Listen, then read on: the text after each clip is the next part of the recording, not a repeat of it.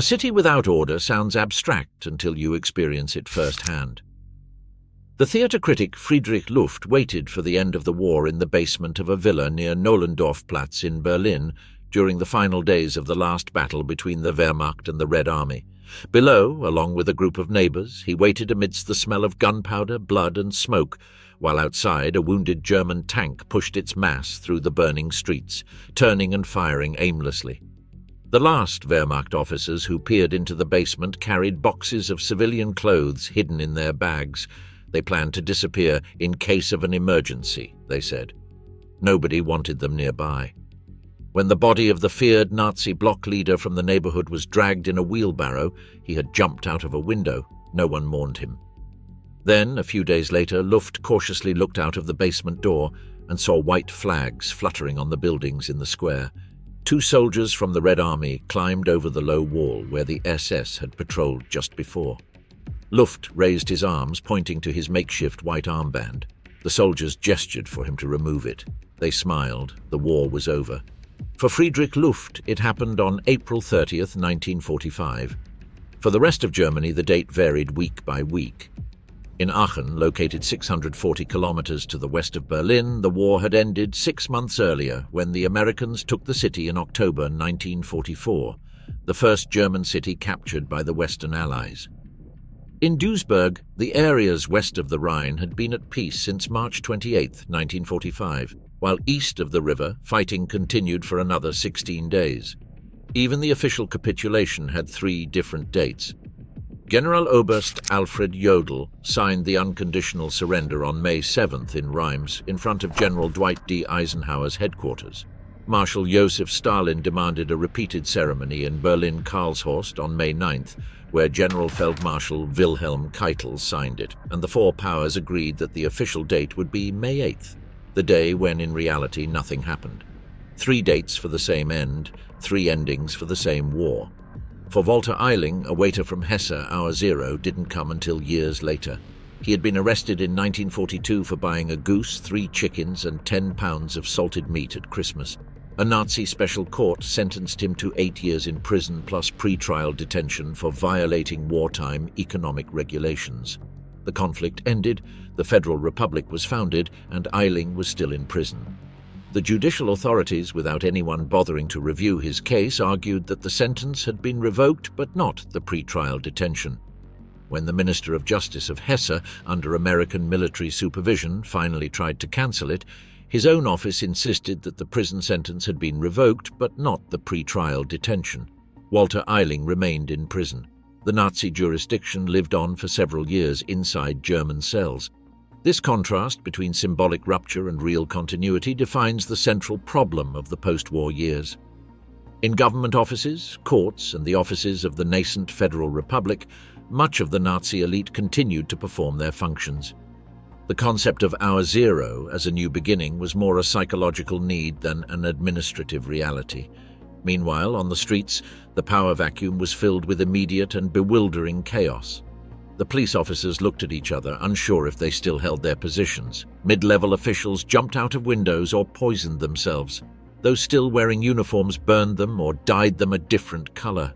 High-ranking officials committed suicide. Lower ranks vanished. No one was responsible for anything. Nothing belonged to anyone except what one could sit on. In Berlin, journalist Ruth Andreas Friedrich, Dr. Walter Seitz, actor Fred Denger, and conductor Leo Borchardt found a white ox in the middle of the capital in flames, emerging from nowhere between the smoke and ruins. They carefully surrounded the animal, led it into the yard of a building, and called a passing Soviet soldier to help them slaughter it with 2 shots. As they began clumsily cutting it with kitchen knives, dozens of people appeared, having emerged from 100 basements at the same time, as if drawn by the smell of blood. Within minutes, 5 bloodied fists tore the animal's tongue from its throat. "Is this what liberation looks like?" Ruth Andreas Friedrich wrote in her diary that night. "The moment we've been waiting for 12 years?" Poet Günther Eich captured that state in his poem Inventory, written at the end of 1945, which became the manifesto of Hour Zero. In it, a man lists his possessions for the new beginning: his cap, his coat, his shaving gear, a notebook, a strip of canvas, a towel, a thread. and something he keeps in the ammunition bread that he will not reveal to anyone. The final reticence was the key to the poem, the deliberate admission of repression, memory as a danger, forgetting as the utopia of the moment. 500 million cubic meters of rubble, 500 million cubic meters of rubble. This was the figure circulating in Germany in 1945, and no one knew exactly how to visualize it. The Nürnberger Nachrichten tried to calculate it for its readers.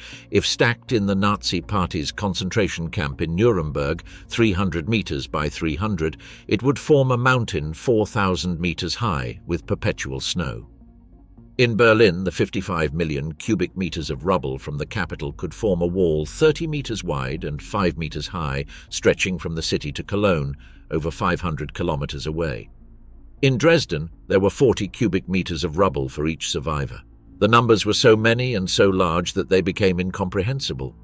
Those who lived in those landscapes did so between loose walls that threatened to fall at any moment, concrete slabs hanging from a single wall like platforms suspended over emptiness, twisted iron beams from which masonry hung, ready to collapse. Getting home required climbing mountains of fragmented material and crossing unstable structures while children played beneath them. The characteristic smell was lime dust mixed with burned wood, and in some neighborhoods where corpses had taken longer to be recovered, something darker and more persistent. Even before the conflict officially ended on April 23, 1945, the Municipal Bulletin of Mannheim had already published its proclamation for its citizens. They had to start cleaning from the door of each house. The city had lost half of its buildings to British bombings, but thanks to an efficient air raid shelter system, only 0.5% of its population had died. This perhaps explains the strange, almost festive tone with which the proclamation described the task. We will do this very modestly for now, step by step, so that the windows and roofs are closed again, and then we will see what happens next. As if rebuilding a devastated city were a weekend DIY project. In Berlin, the cleanup also became a political punishment. In the first days after the Soviet invasion, volunteers were recruited with the promise of a bowl of soup at the end of their shift. But soon the work became mandatory for former members of the Nazi Party, easy to locate because the Berlin district's party registry had barely interrupted its activities during the final battle.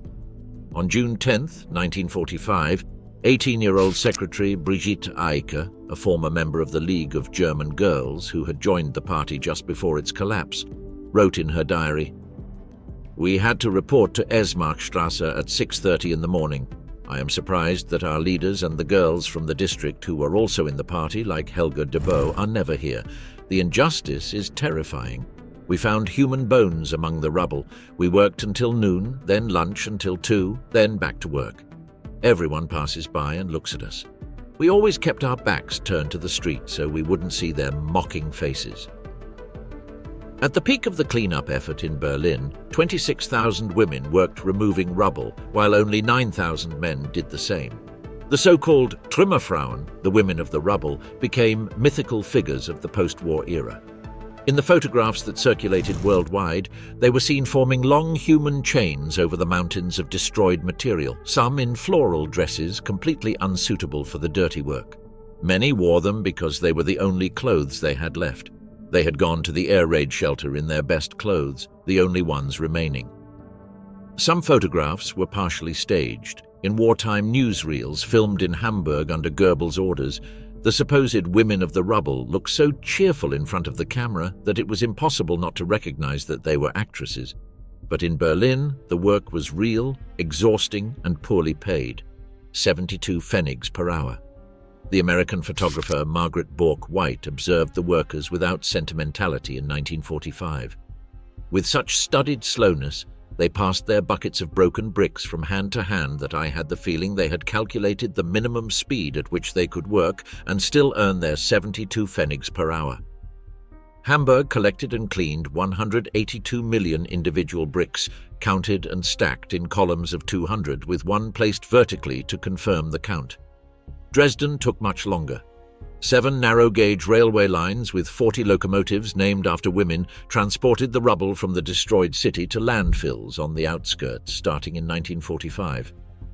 In 1946, the writer Erich Kästner could walk for 3/4 of an hour through the center of Dresden without passing a single house still standing. The last cleanup brigade in Dresden could put down its tools in 1977, 32 years after the war ended.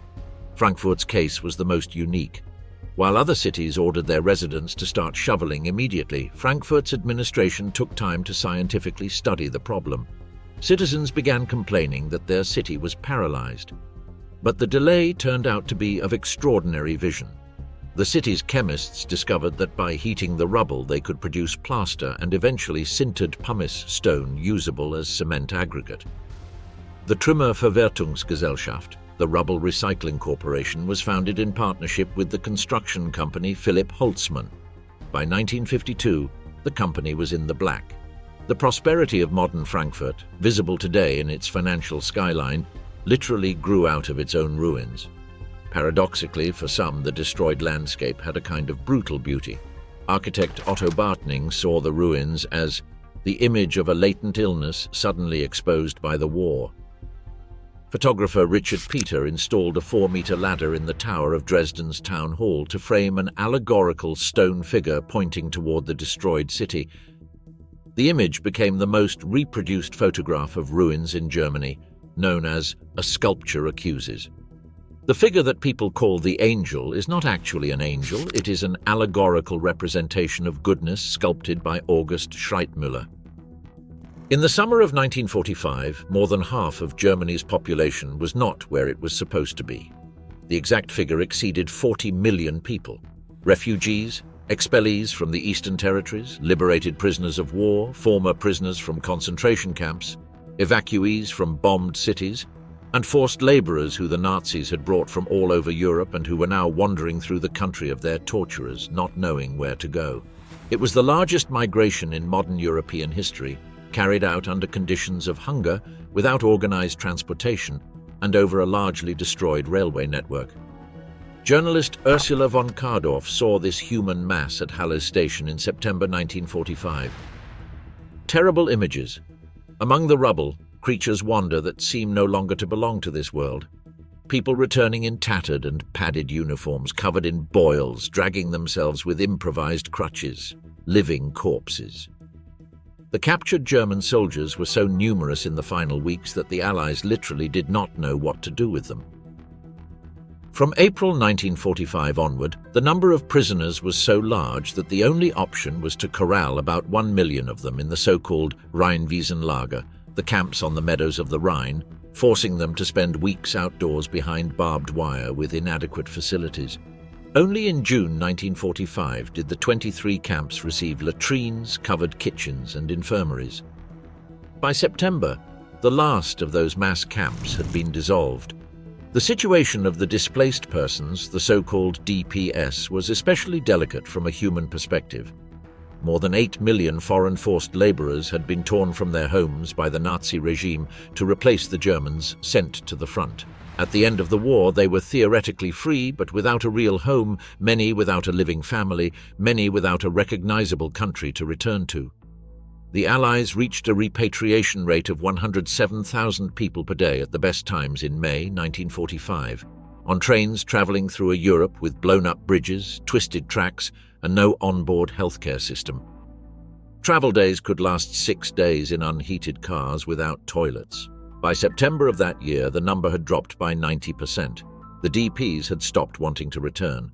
The Harrison Report, commissioned by President Harry S. Truman to former Immigration Commissioner Earl G. Harrison, who traveled to Germany in July 1945 to inspect the conditions of Jewish survivors, caused a scandal in the United States when it was published on August 24th. Harrison described Jewish survivors living under guard behind barbed wire in the most notorious of concentration camps, in conditions often unsanitary and generally grim, in complete idleness. Many of them, Harrison wrote, by the end of July had no other clothes but the uniform of the concentration camps, or were forced to wear SS uniforms. And he concluded with a phrase that resonated throughout the US government. "We seem to be treating the Jews the way the Nazis treated them, except we don't exterminate them. They are in concentration camps in large numbers under our military guard instead of the SS troops." The report led to significant improvements, including the establishment of exclusively Jewish camps. The most famous was Föhrenwald, a row house development built by the IG Farben consortium in Wolfratshausen near Munich, where during the war ammunition factory workers had lived. Reconverted into a Jewish DP camp in September 1945, it had 15 streets with names like Kentucky Street, New York Street, and Missouri Street. Behind a 2-meter-high fence emerged what one witness described as a complete life of an Eastern European Jewish shtetl. Self-administration, camp courts, synagogues, a mikveh, kosher kitchens, schools, theater groups, and orchestras. The camp published its own newspaper in Yiddish Bamidbar, which means in the desert, directly referring to the biblical book of Exodus. By November 1945, 27 teachers were giving classes at number 3 Michigan Strasse. Föhrenwald soon caused statistical astonishment for having the highest Jewish birth rate in the world. The expelled Germans from the East presented a different scale of problem. Ruth Andreas Friedrich and a friend went by bicycle to the east of Berlin in June 1945 and suddenly encountered the Autobahn. We climbed a hill and stopped as if frozen. My God, have we come to a migration of peoples? An endless procession of misery moves in front of us from east to west. Women and men, old and young, gathered at random, as if pushed by destiny. A girl stumbles, a pitiful boy. "It hurts," he sobs to himself. He miserably balances his bare heels and raises his bleeding soles in a sharp angle to the air. "Fresh bread dough, just out of the oven," sings a woman behind him. She has said it 1,000 times before on her way through this foreign land. She says it again and again, with the same tone, with the same despair. 12 million expelled Germans moved westward. Many arrived in villages where the locals greeted them with active hostility. The widow Harms, at whose estate the young Ursula Wollencourt, a 16-year-old from East Prussia, had been hosted, shoved the refugees into the barn under dirty straw while leaving half of the house empty. Other neighbors assigned rooms to the new arrivals, but first they would carry the furniture to the attic and unscrew the light bulbs, fearing the poles would waste electricity. When British occupation soldiers noticed that their orders to house the refugees humanely were not being followed, they gathered the villagers in the church square and threatened to confiscate their homes. It was only then that Ursula and 8 other refugees received a room in the village blacksmith's house, whose family did not miss an opportunity to make it clear that they would love to see them in hell. "Didn't enough refugee ships sink?" they hissed at the young girl. In Bavaria, the regional director of the Bavarian Farmers Association, Dr. Jakob Fischbacher, gave a highly commented speech in which he described as unnatural for the son of a Bavarian farmer to marry a blonde from northern Germany and demanded that local peasants expel the Prussian invaders back east, or preferably to Siberia. The racism, brutally applied for 12 years against Jews, Romani people and Slavs, was simply redirected toward the fellow citizens arriving from the east. There is an irresistible tendency to imagine the post-war years in Germany as completely gloomy. Documentaries depict them with anxious and desperate faces, and there would be plenty of reasons for this. But the reality was more complex, more contradictory, and more human than the later memory was willing to acknowledge. There was dancing, there was flirting, laughter, cinema, carnival, and eroticism. An intense euphoria that many considered inappropriate but still flocked to, drawn by something more powerful than moral convenience. "I went dancing every night for months," remembered a Munich resident decades later.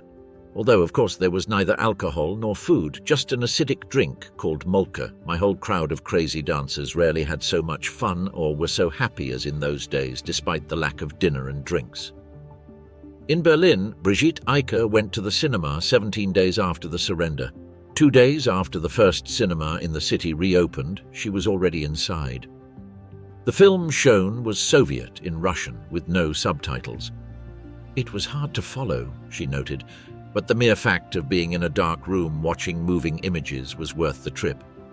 By July, she was already frequenting Café Wille, Lucas, Prater, Casseleon in Neukölln, Neue Welt, Café Wien on Kurfürstendamm, Café Corso, and Wiener Griensing.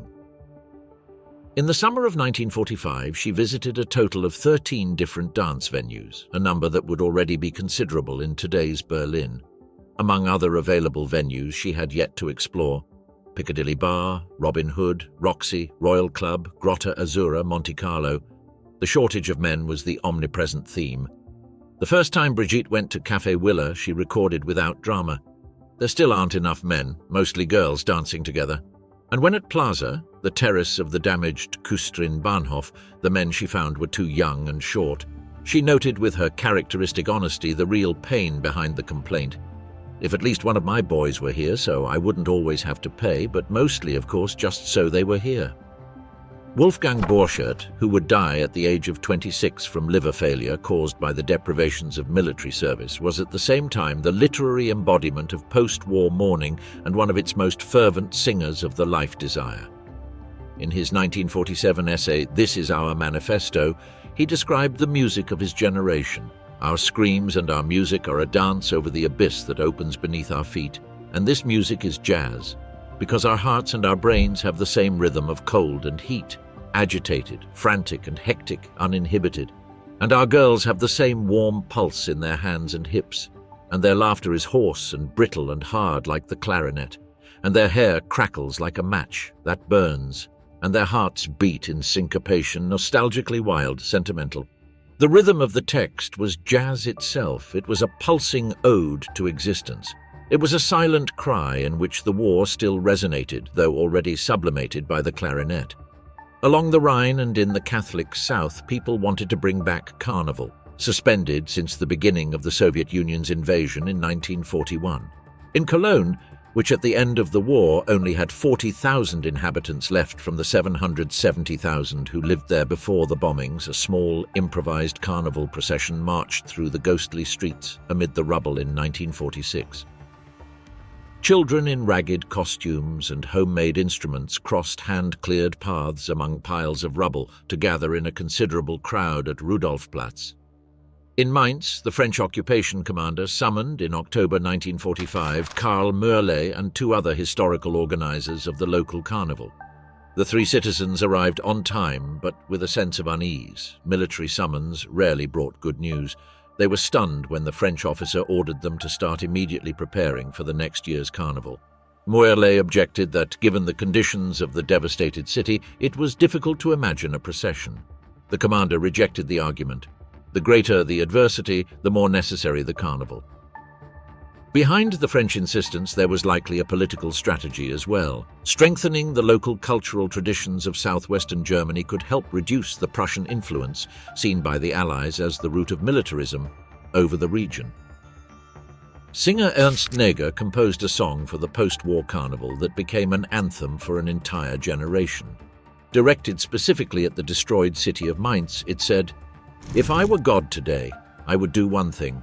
I would take in my extended arms my poor and shattered minds, and I would stroke it softly and kindly and say, 'Be patient. I will rebuild you quickly. You are not at fault. I will make you beautiful again.'" The paradox was inevitable. While the ruins still smelled of corpses in some neighborhoods, other Germans were borrowing champagne for the artist's ball at the Gerd Rosen Gallery in Berlin.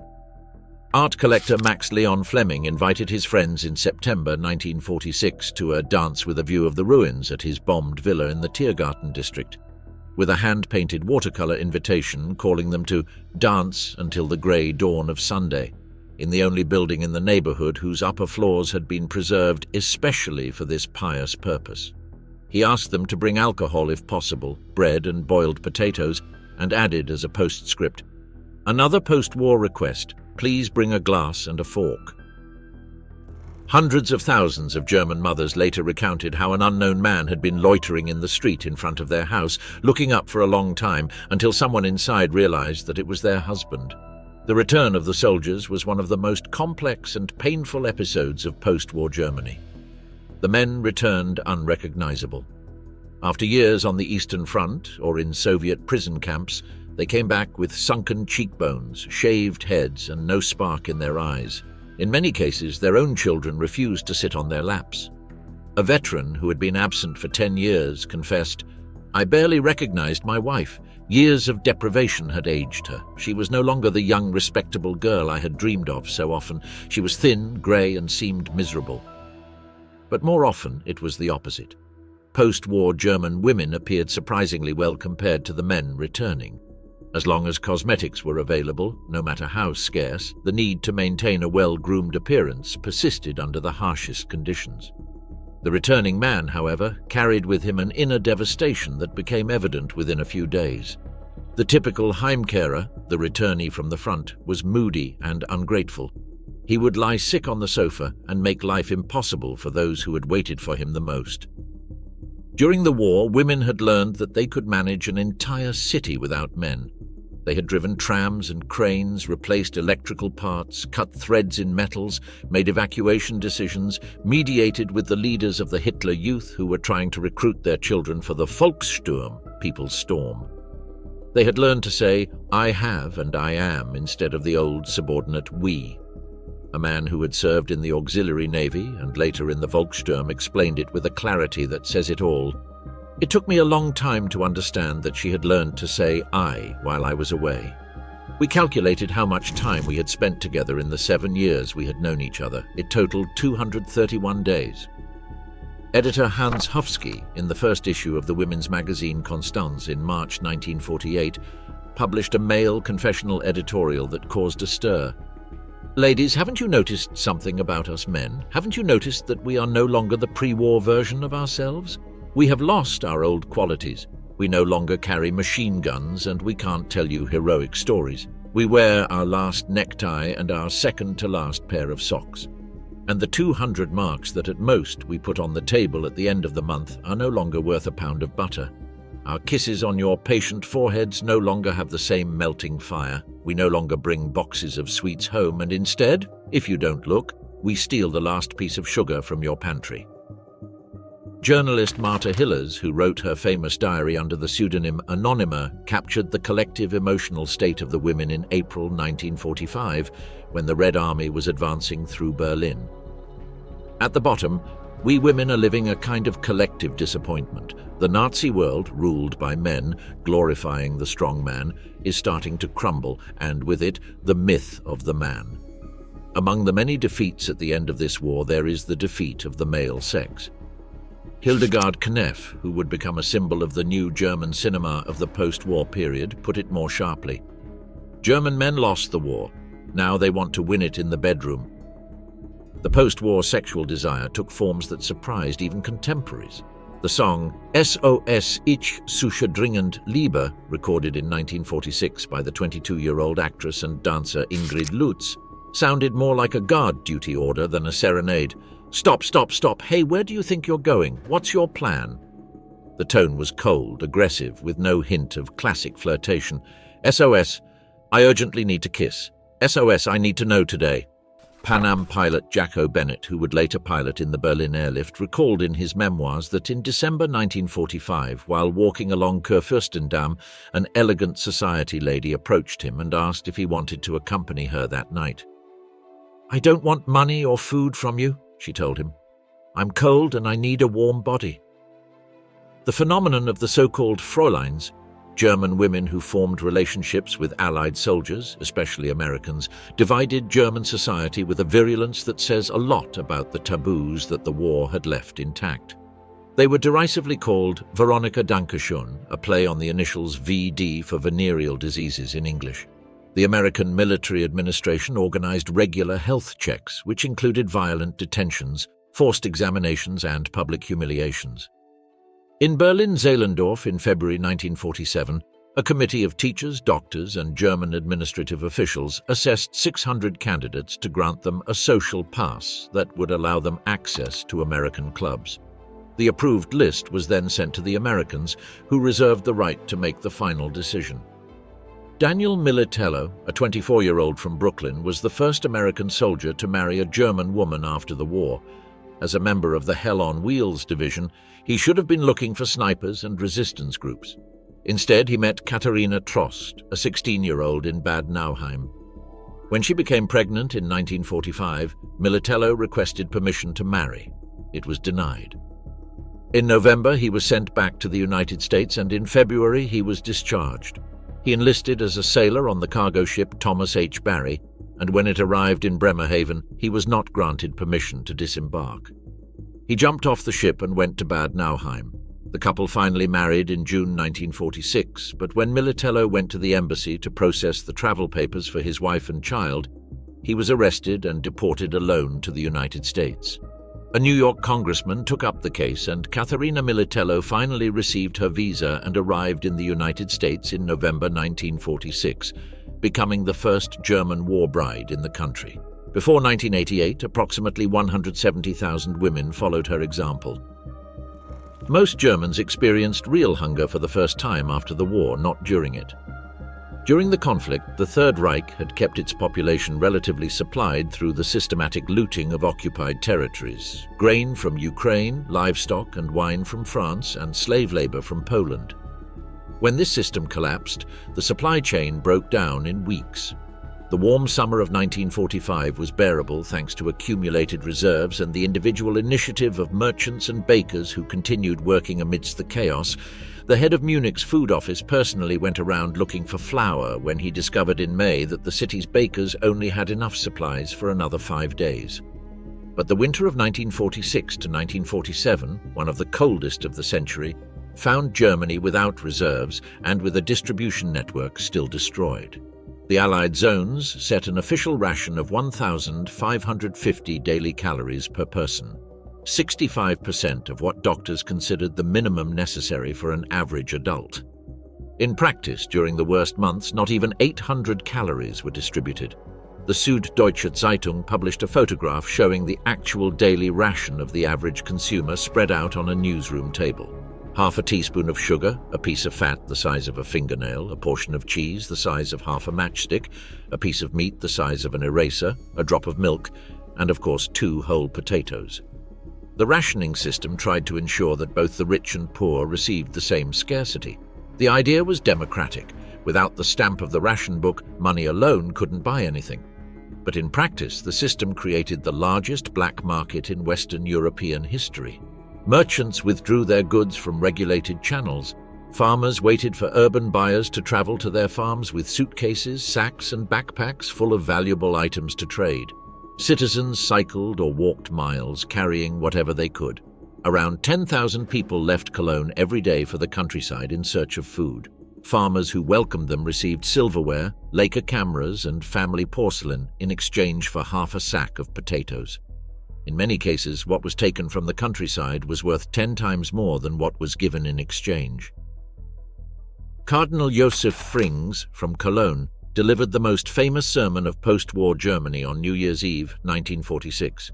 He placed the 7th commandment, "Thou shalt not steal," in its historical context, arguing that in times of great need, when it cannot be obtained otherwise through work or petition, the individual is allowed to take what is necessary to preserve their life and health. The homily caused institutional outrage. Frings tried to clarify, but it was too late. From then on, organized theft became known in popular German slang as Fringsieren. "I fringed the coal," people would say. When British forces inspected churches in Cologne shortly afterward, they found large amounts of coal illegally stored in the cathedral's basements. The coal was stolen using methods that would have required acrobatic skills in other circumstances. Children who had taken ballet classes would jump onto moving freight cars and toss the coal to the adults waiting below. In Cologne, a 9-year-old girl explained to a journalist that she could climb higher than the boys because her dance lessons had given her agility. An elderly woman in a felt hat would stretch out her bag from below. "Throw me something. I still have nothing." The intellectual future and central intellect of the Federal Republic, Hans Magnus Enzensberger, was 16 years old in 1945 and worked as an interpreter first for the Americans and then for the British in Kaufbeuren, Bavaria. Through the exchange of Nazi souvenirs, medals, badges, uniforms, even weapons, for American Lucky Strike cigarettes, and then those cigarettes for more Nazi souvenirs, Enzensberger built a fortune of 40,000 cigarettes stored in his parents' house. At 10 marks each, this represented 400,000 Reichsmarks, the equivalent of about 440,000 British pounds today. Enzensberger was 16 years old and already knew more about political economy than many of his teachers. Cigarettes were the currency of the post-war period.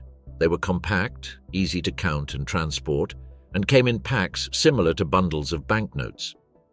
They also had the advantage of being inherently ephemeral. The wealth they represented could literally burn away.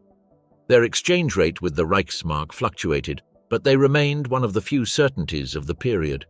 A Camel cigarette was worth about 10 Reichsmarks in 1945. The image of German men crawling in the dust looking for cigarette butts discarded by Allied soldiers became one of the most enduring images of the post-war period. For young Germans who wanted to imitate the casual attitude of the victors, the problem was when to discard the cigarette. No Allied soldier would hold on to the butt until it almost burned their fingers. The German boys on the black market never quite got it right. One of the deepest fractures in post-war Germany remained silenced for decades. It is estimated that between 800,000 and 2 million women were raped in the weeks and months following the arrival of the Red Army in the eastern territories of Germany. The numbers vary considerably. There were no reporting mechanisms, and silence was imposed first by fear and then by social shame. Diaries and testimonies of women from Berlin, Königsberg, Breslau, and dozens of other cities described nights of repeated terror for weeks. A terror that had a name but that post-war German society preferred not to pronounce for generations. Margaret Boveri, a Berlin journalist who lived through the end of the war in the capital, wrote, "I must say this, waiting for bombs and shells at night involved much less nervous wear and tear than waiting for unknown men to break in. I am much less afraid of exploding metal than of explosive human beings." A friend of Boveri's from the neighborhood was raped 4 times in one single night. The dry note in her diary was not insensitivity. It was the tone of someone who had already exhausted their astonishment. The most complete testimony of what Martha Hillers called the business of rapes is the diary published anonymously in 1959, republished with her identity revealed in 2003 under the title A Woman in Berlin. Hillers was a cultured, polyglot journalist who had lived in Moscow and studied at the Sorbonne. In 2 weeks, she wrote, she became familiar with the entire catalogue of rapists, the brutal type who took pleasure in his own ugliness, the comparatively gentler type who helped her get up afterward and patted her on the shoulder to console her, the communicative type who got comfortable during breaks and wanted to play cards with her. Hillers made the rational decision to seek protection among the Soviet officers. A wolf to keep the wolves from my body, an officer as high a rank as possible. The strategy worked. She established herself with a major who had stars. When the major was relocated a few days later, Hillers noted something unexpected. "I saw his leather gloves for the first time today. He wore them elegantly on his left hand. They fell to the floor and he hurried to pick them up, but I could see that they didn't match. One had stitches on the back and the other didn't. The major was embarrassed and looked away. In that moment, I liked him very much." When A Woman in Berlin was first published in 1959, the Berliner Tagesspiegel condemned the author for her repulsive tone and her astonishing insensitivity. Only with the 2003 reissue, 44 years later, were many Germans ready to face what the book described. The Red Army had lost 27 million people in World War II. Hitler had waged a war of destruction against the Soviet civilian population and had demanded that the Wehrmacht set aside the concept of camaraderie among soldiers. His senior commanders had vigorously carried out those orders. Soviet soldiers had fought for 4 years without a single day of leave, passing through ravaged Russian villages, fields filled with the corpses of their own comrades. A soldier named Goffman, whose wife and children had been killed in a massacre near Krasnopolye, stated, "I took revenge and I would do it again. I have seen fields sown with dead Germans, but that's not enough. Many of them should die for every child that was killed." Some German women had the lucidity and generosity to recognize this connection. One of the most severely mistreated expressed it like this, "I have suffered a lot. But when I think about it rationally, I tell myself that probably all of this was just a terrible payment for what our men did in Russia." In the West, the experience was radically different. The American soldiers arrived in jeeps, distributing chocolates and cigarettes, with shoulders that Hildegard Knef described as wide as wardrobes and backsides as narrow as cigarette boxes. They sat on the hoods with a relaxation that Germans, trained from childhood in martial rigidity, found completely baffling. The no fraternization order, which prohibited American soldiers from shaking hands, sharing conversation, attending events with German civilians, or having sexual relations, officially lasted a short time.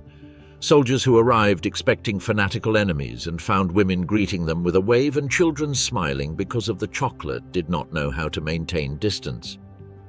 Toward the end of the winter of 1946 to 1947, in many German cities, people no longer knew whether they would survive until spring. The winter was exceptionally cold. In Kiel, on the northern coast, people walked across the ice to reach the sunken ships that still protruded frozen in the estuaries, hoping to find something combustible. It was a dangerous journey. The ice could give way, and the hulls of the wrecks had long since been looted. The trees in the streets and parks had been cut down weeks earlier, but green wood burned poorly. In the parks of Berlin, vegetables were grown among toppled marble statues. Newspapers published survival advice that under normal circumstances would have seemed unimaginable. The magazine Frauenwelt advised, "If jam is to be distributed, I recommend increasing it by a factor of 2 to 3. Mix it with sugarless fruit pulp preserved during the summer, or if none is available, grated carrots or grated pumpkin. A portion of grated beetroot can also be used without harming the flavor." The newspaper Rheinische Zeitung published a report that became a symbol of the period. On the street, 3 young men fought over what remained of a frozen cauliflower taken from a garbage bin, while a passerby photographed them. In some cities of the British zone, there were strikes and demonstrations. Rumors spread that the Allies were not only dismantling factories, which was true, but also exporting eggs, potatoes, and meat from German territory. The British hurried to deny this with explanatory posters reminding people that Great Britain had also reduced its rations and that India was on the brink of famine. But anger was easier to feed than empty stomachs. The Otto Normalverbraucher, Otto the average consumer, the German equivalent of the man in the street, became an emblematic figure of the period, a man who watched himself slowly shrink inside his clothes. Gert Frober portrayed a version of this character in the 1948 film Berliner Ballade, a skeletal returnee from the front wandering through the devastated city. It was difficult to recognize in that thin actor the same man who 16 years later would play the obese and greedy Goldfinger in the 3rd film of the James Bond series. The image that German law had of itself in those years was profoundly distorted. While criminologists of the time sounded the alarm about an unprecedented level of criminality in the history of Western civilization, referring to the theft of coal and potatoes, the same Germans who stole briquettes to avoid freezing to death did not connect that small act of survival crime with the mass crimes that had been committed in their name for 12 years. Stealing a vegetable was, in their minds, the beginning of a moral slope. The fact that 165,000 German Jews had been stripped of their property and murdered did not appear in any of the numerous reflections published in newspapers about the decline of legal values. The conscience that had failed so catastrophically and systematically continued to beat as if nothing had happened, redefining evil on the scale of petty theft. On the night of June 17, 1948, the young British DJ Chris Howland, aged 20, was the only staff member left in the studios of the BFN, British Forces Network, in Hamburg. He had just played the last song of the day, Throwing Stones at the Sun by Benny Goodman, when 2 British military policemen wearing red caps arrived with an order. He had to stay all night and read the contents of a sealed envelope exactly at 6:30 the following morning. The policeman forced him to place the envelope on the table and stayed with him until the birds began to sing and the sun started to rise over the battered city. At 6:30, Howland opened the envelope and read into the microphone. The first law of the German monetary reform, enacted by the military governments of Great Britain, the United States, and France, will come into force on June 20th. The old German currency is invalid. The new currency will be the Deutsche Mark. The Germans had been waiting for that moment for months. No one trusted the Reichsmark anymore. Merchants had withdrawn their goods from the regular market in anticipation of the reform. Shops were almost empty. Farmers were hoarding their harvests, waiting for fairer prices with a stable currency. In the summer of 1948, rumors about the currency's D-Day spread and were constantly denied. The procedure was simple and radical at the same time. Each person would receive an advance of 40 Deutschmarks, exchangeable for 60 Reichsmarks at ration card offices. 1 month later, they would receive another 20 Deutschmarks. Additional Reichsmarks would lose almost all their value. 1,000 Reichsmarks would be equivalent to only 65 Deutsche Mark. In total, 93% of the money supply was destroyed without replacement. Savers retained only 6.5% of their assets. Opposition to this historically unique expropriation, as the press called it, was surprisingly modest. According to a report by Der Spiegel, only black market sellers protested. One day before the target date, around 40 black market sellers staged a demonstration in front of Cologne's central station wearing white baseball caps, carrying Camel cigarettes, a bottle of schnapps, and a sign reading, "No to the monetary reform." On Sunday afternoon, they positioned themselves near the Eigelstein and Porta Nigra gates and sold American cigarettes at 60 German Pfennigs, German Bosco cigarettes at 30. There were hardly any buyers. The psychological effect was immediate and extraordinary. The writer Hans Werner Richter passed by a small corner shop where he had previously paid with ration cards. The shop appeared completely transformed. It was practically overflowing with goods.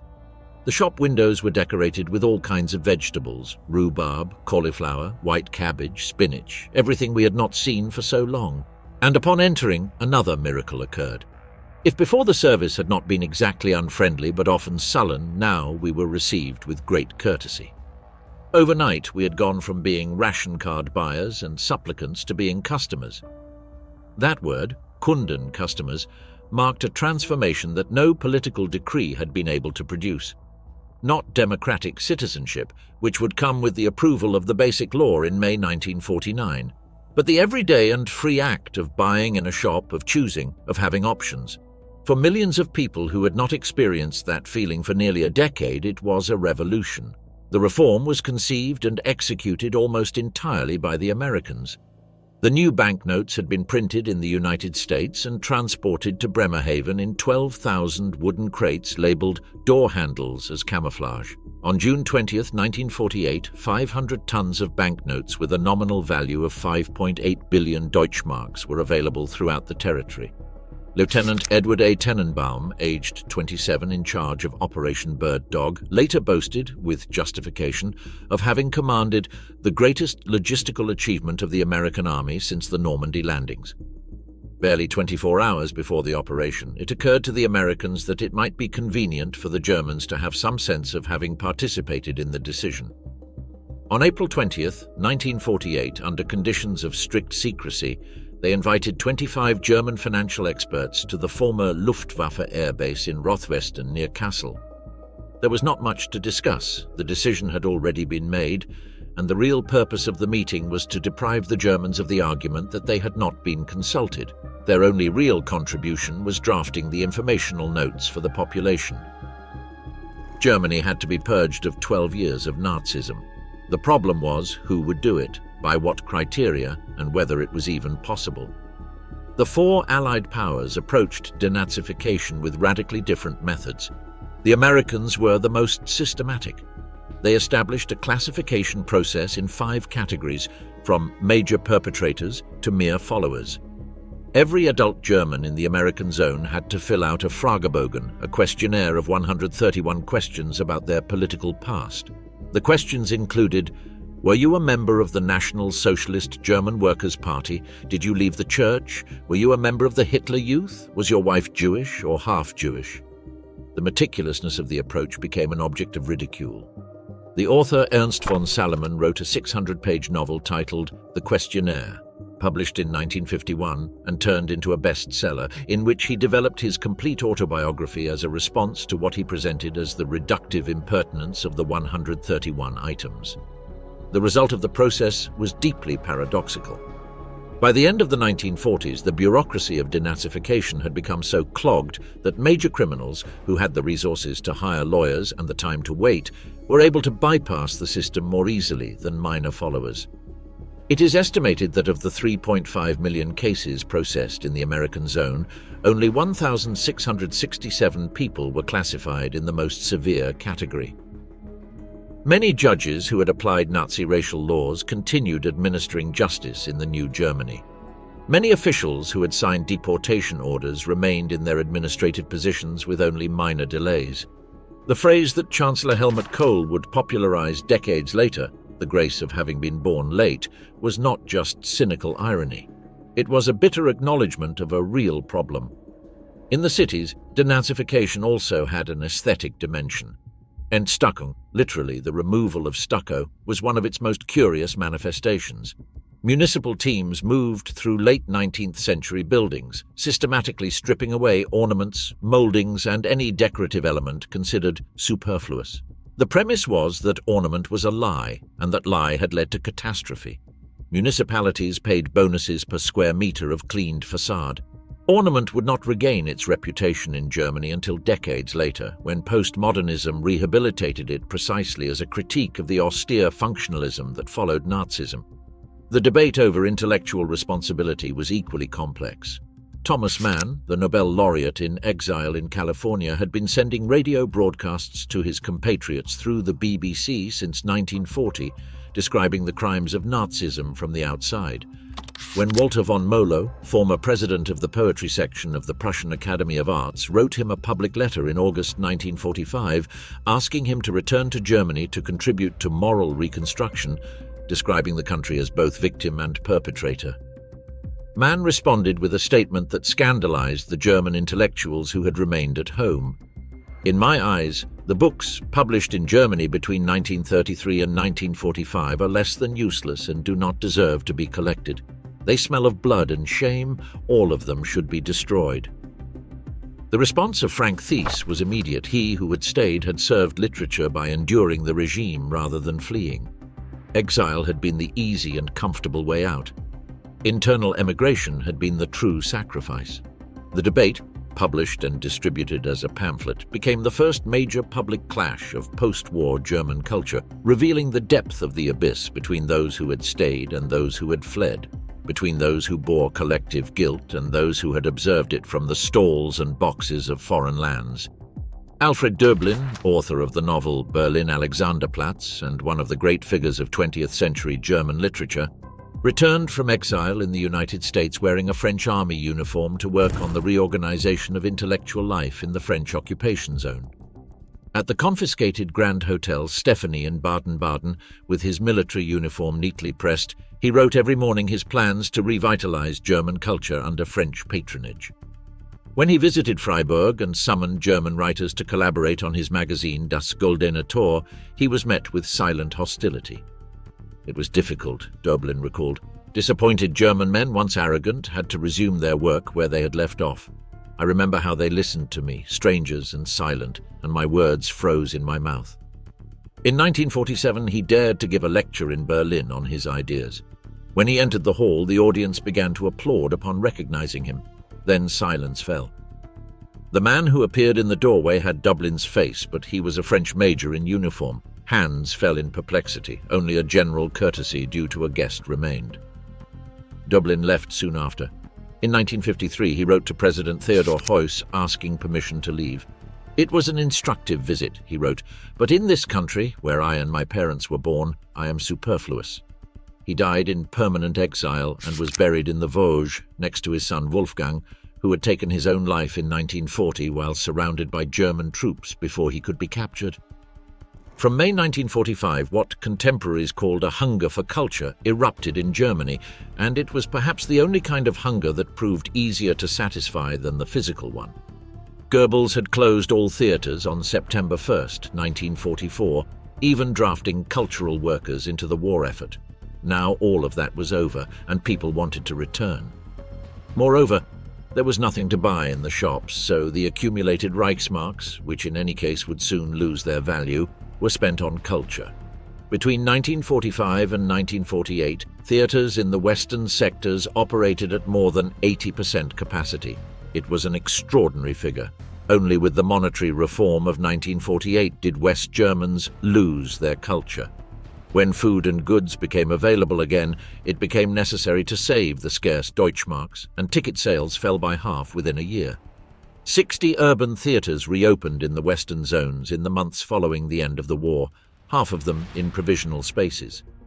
Small travelling companies toured villages in trucks powered by wood-gas engines, performing Shakespeare, Strindberg and Charlie's Aunt. In the cities, small private theatres with tiny stages presented existentialist dramas without sets, with only a few props. Cabarets opened in the back rooms of bars. Beethoven was heard again in bombed-out concert halls, and soon Stravinsky, Bartók and Hindemith as well. but film culture surpassed everything else in popularity. On September 2, 1945, Berlin saw the first performance of Beethoven's Fidelio at the Deutsche Oper.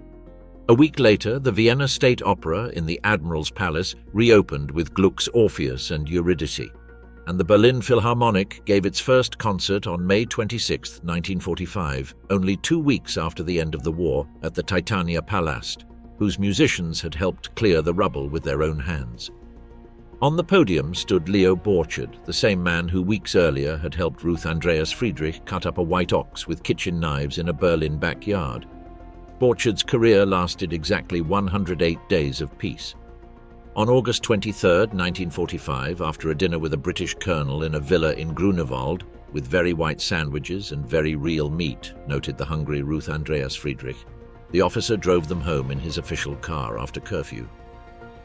At Bundesplatz in Berlin-Wilmersdorf, on the border between the British and American sectors, the colonel failed to see the stop signal given by an American sentry with his flashlight.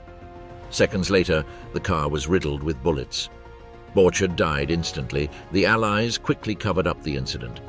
4 days later, the American music officer, John Bitter, introduced the Philharmonic to its new conductor, the Romanian Sergiu Celibidache, who would give his first concert on August 28th, One More Dead, a replacement the next day.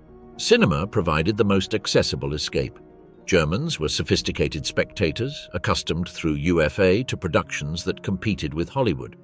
When American films arrived, some made a lasting impression. Gone with the Wind was an event. But the greatest favorite turned out to be Charlie Chaplin. His 1925 film The Gold Rush drew crowds who recognized themselves in the misfortune of the hungry, freezing tramp. The scene in which Chaplin eats an old shoe, delicately cutting it with knife and fork as if it were a trout, provoked laughter of recognition. Even in misery, form mattered. Erich Kästner reported in the Neue Zeitung with relief, "Young people who see the film for the first time laugh as loudly and with as much pleasure as when the Gold Rush was new." Nazism did not succeed in ruining the taste of German youth. Visual art provoked the most heated debate. In 1946, the General Exhibition of German Art in Dresden presented 597 works by 250 artists, representing practically all the tendencies that had been banned under Nazism. The organizers distributed questionnaires among the public to measure reactions. The result unsettled everyone. More than 65% of German visitors criticized the exhibition for containing too much modern art. Foreign visitors showed exactly the opposite proportion. 82% favored modern art. At the Extreme Painting exhibition in Augsburg, the noise of protests was so intense that Erich Kästner wrote an article on the illiteracy of taste among the generation raised as young barbarians. The artist who would most define the visual aesthetic of the young Federal Republic was Willy Baumeister.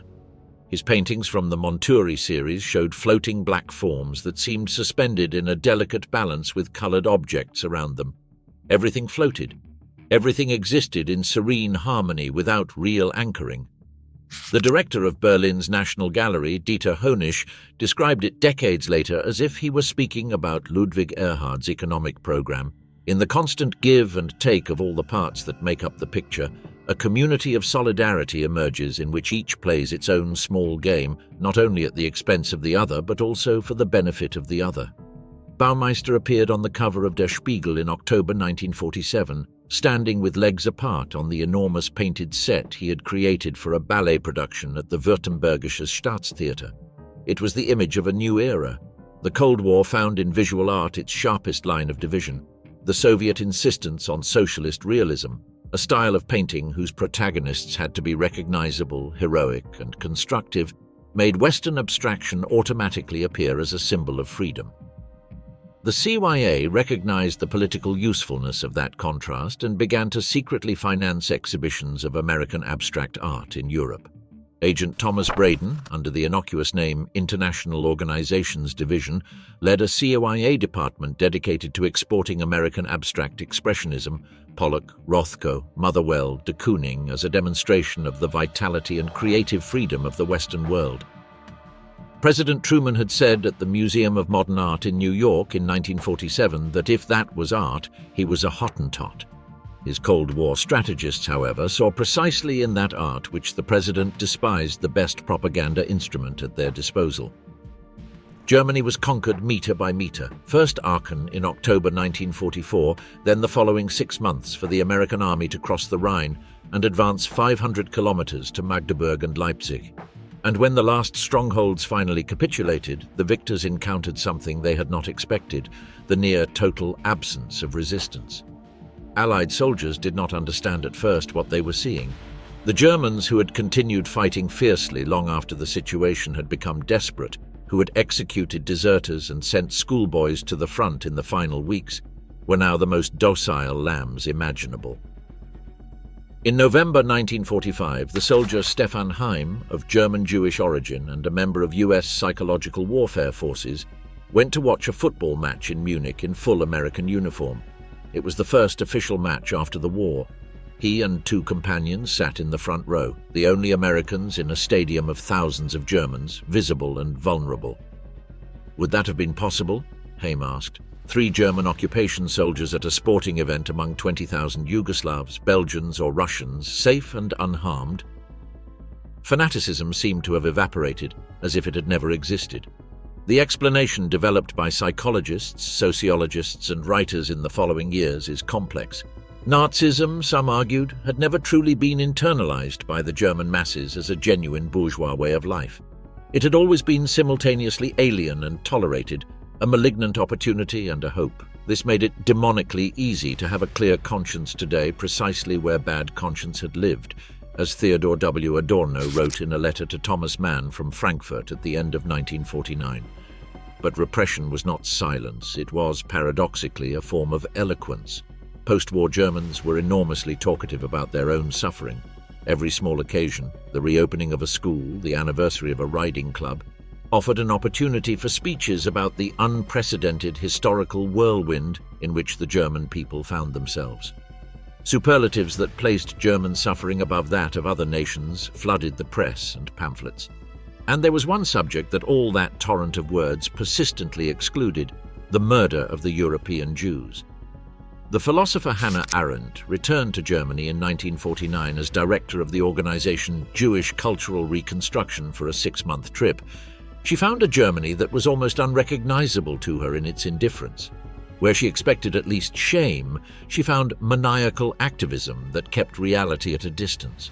What hurt her most was the repeated mechanics of her conversations. Every time she revealed that she was Jewish, there followed a brief, awkward pause, and then there came not a personal question such as, "Where did you go after leaving Germany?" nor a sign of sympathy such as, "What happened to your family?"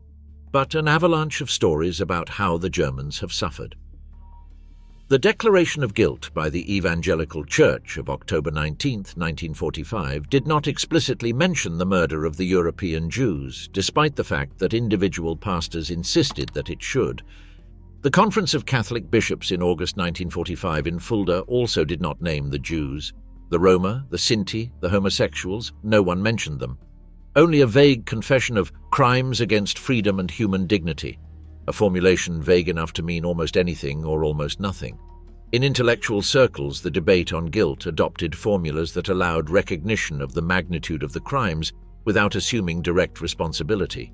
Nazism was a drug that had turned Germans into willing instruments. It was an amplified evil that invaded our era on a scale never known before. It was a demonic force that had stripped away the varnish of civilization. These metaphors had the virtue of acknowledging enormity while shifting responsibility from individuals to abstract forces. The Nuremberg trials, which prosecuted 22 major war criminals between November 1945 and October 1946, provoked in Germany a reaction that the Süddeutsche Zeitung reporter Wilhelm Emanuel Suskind described with dismay. "Foreign observers are now inevitably saying of us that the attitude of the average German toward the Nuremberg trials is notably one of indifference or, at best, skepticism. Unfortunately, that is true." And he added something equally revealing. Most Germans would have preferred a swift and discreet sentence, to hang 20 people and be done with it, rather than the long and documented process that was taking place. The model of the Nazi People's Court, with its summary verdict, had taken deeper root than anyone wanted to admit. Only the Auschwitz trial, which did not begin until 1963 in Frankfurt, began to open a real crack in that wall of selective silence. And it was a new generation, those born after the war, who demanded the accountability that their parents had not given themselves. The generational confrontation of 1968 was, according to the historian Harald Jerner, one of the fiercest, most furious, and morally self-righteous generational conflicts in history. The children asked what their parents had done during Nazism with a ferocity the parents did not understand, in part because the question genuinely surprised them, as if the answer were obvious and innocent. In May 1945, the city of Wolfsburg was not yet called that. Its official name was Stadt des KdF-Wagens bei Fallersleben, City of the Strength Through Joy Car near Fallersleben, and no one in their right mind would have called it a city. It was a mixture of a monumental factory 1.3 kilometers long, with its facade of defiant towers rising from the canal like an industrial castle, and barracks of packed earth where tens of thousands of people lived in deplorable conditions, brought there by the regime against their will. During the war, 10,000 forced laborers made up 2/3 of the factory's workforce.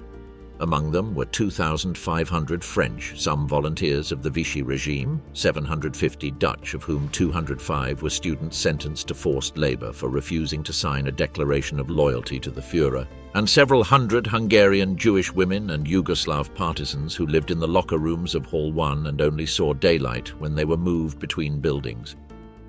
Within the complex there was also a subcamp of the Neuengamme concentration camp. Workers who broke any rule were sent to labor education camps from which, if they returned, they did so broken in body and spirit. 1 in 8 forced laborers experienced that terror at least once. On April 10, 1945, American troops crossed the canal almost without stopping, not fully understanding the importance of what they had just captured. The SS and factory security had fled. In the power vacuum, some workers from the east took revenge on the facilities. French and Dutch workers intervened and, in general, prevented the situation from spiraling out of control. In June 1945, when Lower Saxony passed into the British occupation zone, the administration of the factory was placed under the command of Major Ivan Hurst, a 29-year-old engineer who had run a tank repair workshop in Brussels. With a combination of technical enthusiasm and political tact, he convinced his superiors not to dismantle the machinery for transfer to Birmingham. The British Army ordered 10,000 units of the small car that the mocking press called the Beetle. By March 1946, the factory had produced its 1,000th unit. In 1948, Heinrich Nordhoff arrived as general director, accepted by the British despite having managed an Opel factory during the war. Nordhoff transformed the chaotic human camp into a disciplined enterprise with the efficiency of an army.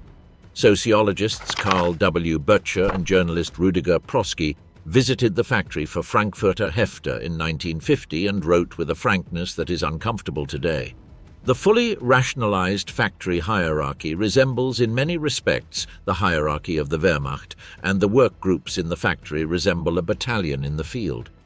Nordhoff called his workers work colleagues. They called him the General. The 1948 municipal elections in Wolfsburg resulted in a national scandal.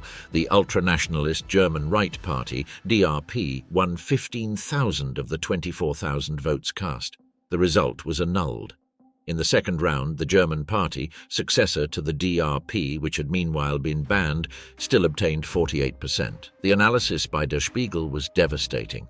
Too many men, too many refugees, too many rootless people, too many young former soldiers, too many newcomers, no institutional tradition, no architectural heritage, no established religious life, no consolidated family structures, only the factory. And the demagogues who knew how to exploit humiliation. But Volkswagen, the Beetle, the people's car that Hitler had promised to 6 or 7 million Germans, became the symbol of the economic miracle. By 1955, when the millionth unit was produced, Nordhoff posed for photographers in front of the millionth Beetle with the satisfaction of a general after a decisive battle. And in a certain sense it was. The story of Volkswagen was the story of how Germany transformed the most poisoned legacy of Nazism, a city built with slave labor to produce the Führer's car, into the most recognizable symbol of Western democratic prosperity, the author of the novel Die Autostadt, Horst Munich, a member of the famous Group 47 of post-war writers, described the Eastern forced laborers who demanded their rights on the day of liberation as a herd that behaved like a bull before the matador's red cape. His heroes were the engineers and technicians who, with a passion for automobiles, had kept production running. Men came, new men arrived, the right men arrived at the right time. The book sold more than 100,000 copies before 1969. Germany needed that story. A country is not rebuilt with bricks alone. The Federal Republic of Germany, formally founded on May 23, 1949, with the promulgation of the Basic Law, was the result of 4 years of Allied occupation, millions of Denazification questionnaires, countless military trials, journalistic debates, exchanges of open letters between exiled intellectuals and those who had remained. A monetary reform that changed overnight the psychology of a people and a geopolitical decision by the Western powers to turn their former enemy into an ally in the face of the Soviet threat. What most surprised external observers was the speed of the transformation. In 1945, Hannah Arendt had described the Germans as living ghosts who can no longer be reached by the gaze of human eyes, nor by the pain of human hearts. By 1952, the birth rate had risen. Shops were stocked, most of the rubble had been cleared, and the president of the Association of Expellees signed a letter committing to renounce revenge and contribute to the construction of a united Europe where peoples can live without fear or coercion. Design, strangely, was one of the agents of this transformation. The Entstockung of Baroque and neo-Gothic facades gave way to an aesthetic that celebrated lightness, asymmetry, and functionality. The kidney-shaped table with its thin, splayed legs became the emblematic object of a new way of living, fragile where everything had once been solid, informal where everything had once been ceremonial, provisional where everything had once been eternal. In shops appeared swan-neck vases, organic bowls, floor lamps with articulated arms that allowed light to be redirected. The Bauhaus architect and head of the design department at the Ulm School of Applied Arts, Max Bill, argued that designing well was in itself a political act, a statement against fascist monumentality. Design could be the language through which Germany would express that it had changed its skin. Willy Baumeister painted fabrics for the Pauser Textile Company. Juro Kubitschek designed tapestries. Fritz Winter designed tablecloths for Göppinger Plastics. Abstract art entered German apartments through the back door, printed on upholstery fabrics and wallpapers, before people decided to hang a non-figurative painting on the wall. By 1959, Documenta 2 in Kassel was almost entirely devoted to non-figurative art. The CYA, which had discreetly funded multiple exhibitions throughout the decade through the umbrella organization Congress for Cultural Freedom, privately celebrated what it considered a strategic victory. Agent Donald Jameson summarized it without ambiguity. Abstract art made socialist realism appear even more stylized, more rigid and confined than it actually was. The so-called Wirtschaftswunder, the economic miracle, was the culmination of this process. Although the term suggests something supernatural, the reasons were more mundane. More than 3/4 of German industrial capacity had survived the war. The machinery modernized by the Nazi war economy was still in operation, and the pool of Eastern expellees provided millions of highly motivated workers willing to start from scratch without asking questions. The Marshall Plan contributed between $1.4 and $1.7 billion. The Korean War, which began in 1950 and generated enormous demand for industrial products, arrived at precisely the right moment to boost German production. By 1960, the average German income had surpassed the British. By 1970, Germany was the third largest economy in the world. The children who had gone hungry in 1947 grew up to become the most law-abiding and consumer-oriented generation in German history, obsessed with order, saving, and the accumulation of durable goods that no one could take away from them. Their children, those born around 1950, would be the ones who in 1968 asked them what they had done during Nazism with an intensity their parents did not understand. The result was the most bitter generational conflict in modern German history.